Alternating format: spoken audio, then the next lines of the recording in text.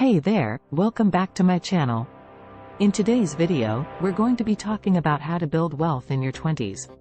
Building wealth might seem like a daunting task, especially if you're just starting out in your career. But with the right mindset and strategies, you can set yourself up for financial success in the long run. So, let's get started. Step 1. Start saving early. The first step to building wealth in your 20s is to start saving early. The earlier you start, the more time your money has to grow through the power of compounding.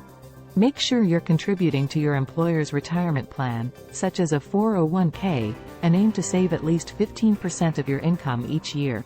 If you don't have access to an employer-sponsored plan, consider opening an IRA or Roth IRA. Step 2. Manage your debt. The second step to building wealth in your 20s is to manage your debt. Pay off high-interest debt, such as credit card balances, as soon as possible. Avoid taking on additional debt, such as car loans or personal loans, unless it's necessary. And if you have student loans, consider refinancing them to a lower interest rate to save money on interest over time. Step 3. Invest in your future. The third step to building wealth in your 20s is to invest in your future. Consider investing in a diversified portfolio of low-cost index funds or exchange-traded funds, ETFs. These investments offer broad exposure to the stock market and can help you earn higher returns over the long term. Remember to keep your investments diversified to minimize risk.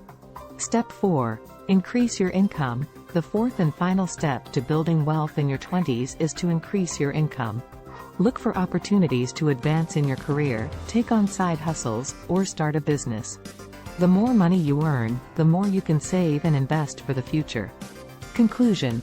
So, those are the 4 steps to building wealth in your 20s. Start saving early, manage your debt, invest in your future, and increase your income.